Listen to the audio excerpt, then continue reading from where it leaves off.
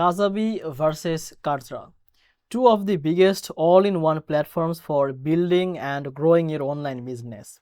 But which one is really the best? Should you go with Kajabi's focus on courses and membership or Kartra's powerful marketing and automation tools?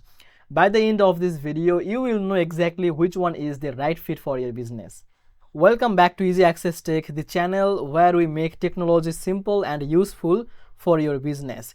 If that sounds good to you, hit the subscribe button and don't forget to check the description for the free trial and the deals.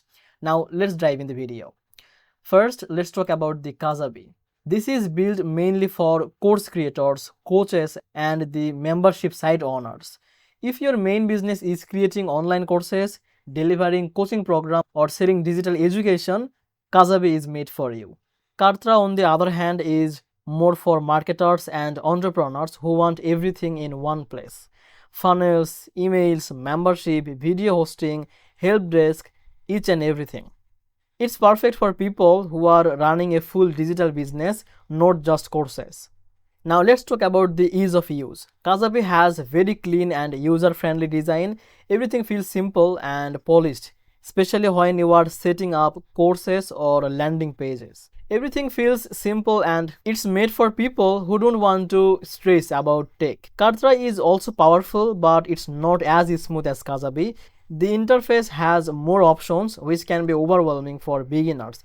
But once you learn it, you will see it's very flexible. So the winner for ease of use is Kajabi. Now let's talk about the product or feature. Kajabi's biggest strength is the content delivery. You can create courses, memberships, podcasts, and coaching programs. It also has email marketing, funnel, automation, but those features are not as advanced as Kartra's. Kartra meanwhile shines in marketing. It has a stronger funnel, advanced automation, a full email system, video hosting, calendars, affiliate management, and even a help desk.